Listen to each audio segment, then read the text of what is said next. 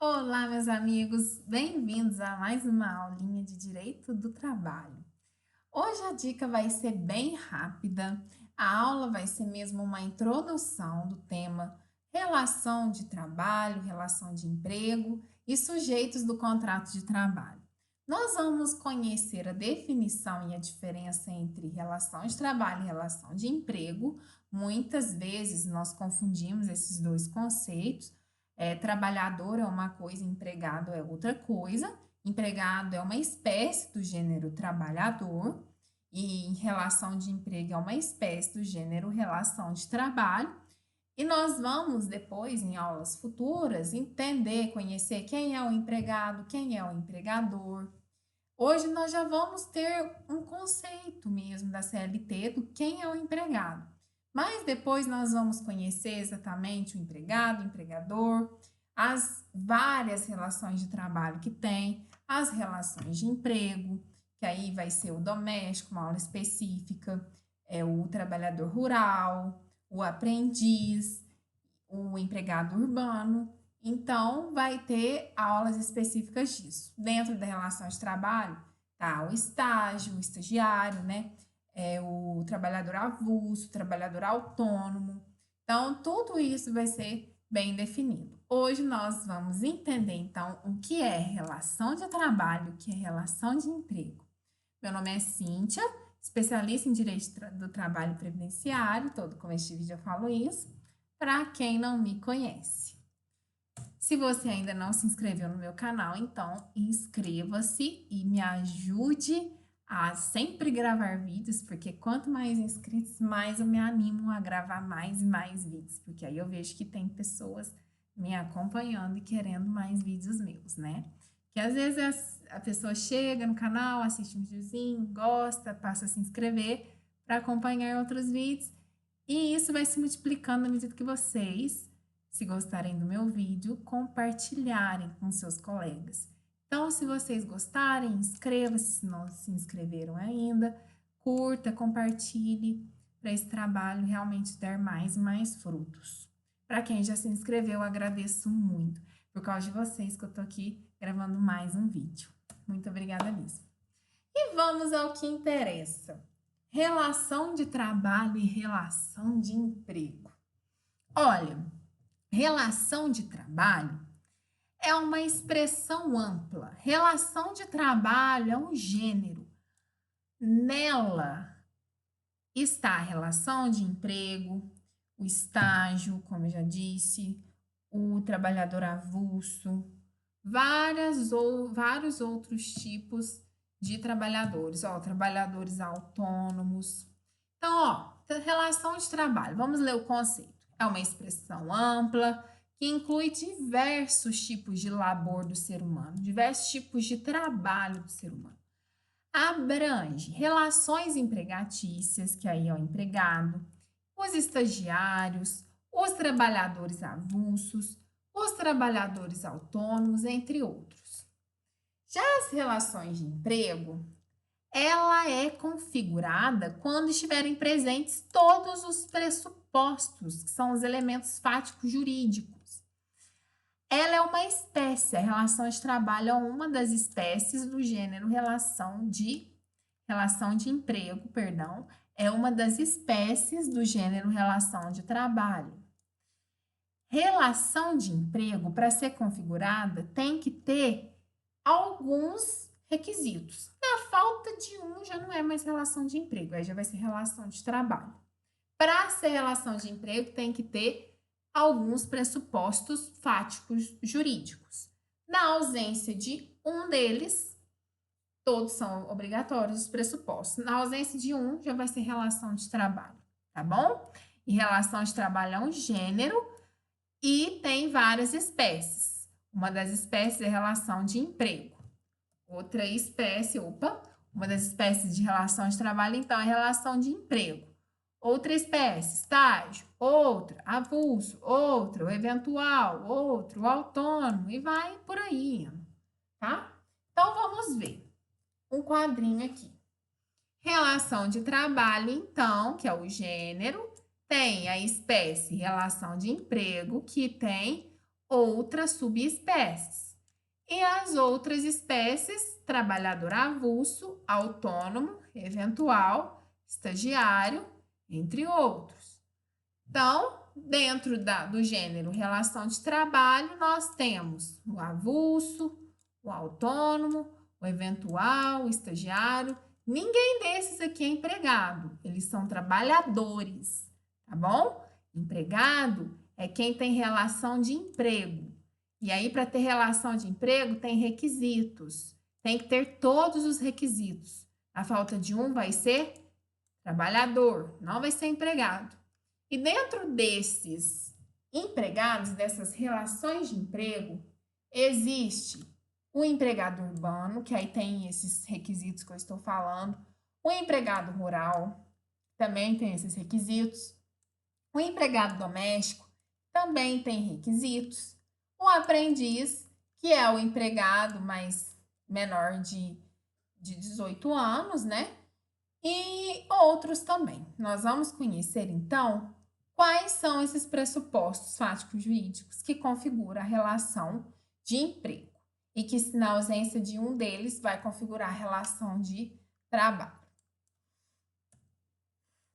Elementos fáticos jurídicos, então, da relação de emprego. Aqui tá, tem um excesso de tio aqui. Da relação de emprego. Tem relação de emprego quando o trabalho é prestado por pessoa física, com pessoalidade, subordinação, onerosidade e não eventualidade. Ó, quando que a gente vai ser empregado? Vai ter relação de emprego? Quando formos pessoa física, quando prestarmos serviço com pessoalidade, ou seja, tem que ser a gente para ir trabalhar. Se amanhã eu acordar sem estar afim de trabalhar, eu não posso mandar minha irmã, nem se for gêmea. Tem que ser eu. O contrato de trabalho é feito comigo, não é com a minha irmã, não é com minha mãe, não é com meu pai, não é com ninguém, é comigo. Então tem que ser eu para ir trabalhar. Pessoalidade. Subordinação, eu estou subordinada juridicamente ao meu empregador, eu sigo as regras que o meu empregador me dá. Ele é quem tem o poder diretivo do negócio, ele é quem dirige o negócio. Então, o empregador me fala o que eu preciso fazer hoje, o que eu preciso fazer amanhã, o que eu posso fazer, o que eu não posso. Eu tenho subordinação com o meu empregador. Onerosidade. Eu trabalho, eu presto um serviço e logo eu tenho uma contraprestação que é o meu salário. Se não tem onerosidade, já não vai ter a relação de emprego, eu vou ser trabalhadora, voluntária. Entenderam? Na falta de um desses, não tem relação de emprego mais configurada. Por isso que eu tô falando, tem que ter todos esses elementos fáticos jurídicos.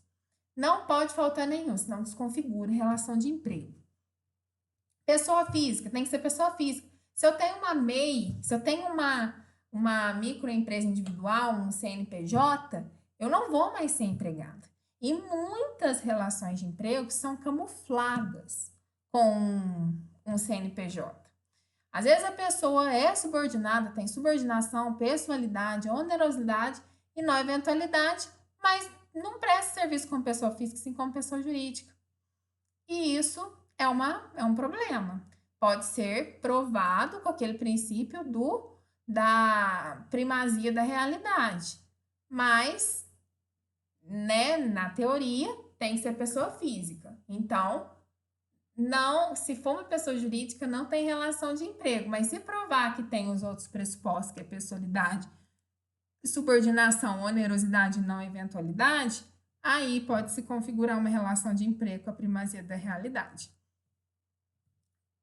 E não eventualidade, o que é? Não eventualidade é quando eu presto serviço de forma não eventual, ou seja, de forma habitual. O meu serviço não é aquela coisa que eventualmente acontece, igual o do trabalhador eventual, que Estourou minha torneira, eu vou chamar o mecânico. Ele é um trabalhador eventual, ele só vai em determinadas situações, não vai sempre, não tem aquela expectativa de voltar, não tem vínculo empregatício. Agora, o empregado, ele tem aquela expectativa de voltar. Pode ser que ele vá todos os dias, pode ser que ele vá só nos finais de semana, pode ser que ele vá uma vez no mês com o professor, mas ele tem aquela não eventualidade, ou seja, não é eventual o trabalho dele. O dele é não eventual. O dele é habitual do empregado. O do empregado eventual é aquele serviço que acontece eventualmente. O do empregado é não eventual, habitual. Vai sempre acontecer aquela necessidade de serviço. Então, esses são os elementos fáticos jurídicos da relação de emprego. Tem que ser pessoa física, não pode ser pessoa jurídica. Tem que ser com pessoalidade, não posso mandar outra pessoa no meu lugar se eu for uma empregada. Tem subordinação, onerosidade, ou seja, eu recebo uma contraprestação salário pela minha prestação de serviço e tem que ser de modo não eventual, ou seja, habitual. Eu tenho expectativa de volta. O meu serviço não é prestado com eventualidade, de vez em quando eu vou lá. Não, eu tenho um dia certo para ir naquele local que eu tenho vínculo empregatício. Então, esses são os elementos fáticos jurídicos. Na falta de um, já desconfigura relação de emprego, e aí vai ser relação de trabalho. Olha, o artigo 3º da CLT fala exatamente esses pressupostos, expõe exatamente esses elementos fáticos jurídicos, esses pressupostos fáticos jurídicos. Olha o que fala o artigo 3º da CLT. Considera-se empregado toda pessoa física, então tá falando aqui que tem que ser pessoa física, igual ao empregado doméstico, tem que ser pessoa física, que prestar serviços de natureza não eventual, ou seja, de modo habitual, a empregador, sob a dependência deste, ou seja, subordinado a este, e desde que e mediante salário, ou seja, onerosidade. Se não for de forma onerosa, vai estar sem um dos elementos fáticos jurídicos e aí vai ser trabalho voluntário, não vai ser mais relação de emprego. Então, tem que ser pessoa física, que está prestando serviços de natureza não eventual, sob a dependência do empregador e mediante salário. Então, para ser empregado, vamos fazer um checklist. Tem que ser pessoa física, tem que ter subordinação jurídica, tem que ter habitualidade ou não eventualidade, ou seja, tem um dia certo para ir, eu vou todos os dias, eu vou todo final de semana, eu vou uma vez no mês, eu vou uma vez na semana. Tem dia certo, uma vez a cada 15 dias, mas é habitual aquilo, sempre vai acontecer. E isso é diferente de continuidade. Na aula do artigo 7º, parágrafo único, eu bati bem em cima disso. O trabalho contínuo é do empregado doméstico. É aquele que é mais de 2 dias na semana. Toda semana eu vou segunda, quarta e sexta trabalhar na casa da fulana. Isso é um trabalho contínuo, pessoa física, não lucrativo, tudo mais, configurar todos os requisitos para empregado doméstico. Empregado doméstico tem continuidade, mais de 2 vezes na semana. O trabalho do empregado urbano, ou do rural, ou do aprendiz, que tem vínculo de emprego, ele é habitual ou não eventual. Pode ficar 3 semanas sem ir, mas toda quarta semana do mês ele vai. Então, é não eventual ou habitual. Diferente de continuidade, que é mais de 2 vezes na semana, que é do empregado doméstico. Onerosidade, mediante salário, né? Pessoalidade, ou seja, tem que ser a pessoa, intuito persone. O contrato de trabalho é feito comigo, diferente do empregador. Se mudar o dono, o empregador, a figura dele é fungível, ou seja, substituível.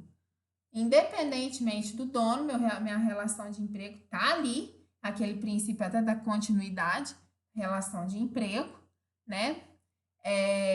Presume-se sempre, né, favoravelmente ao empregado, que ele está lá trabalhando, contrato por prazo indeterminado, salvo disposição em contrário.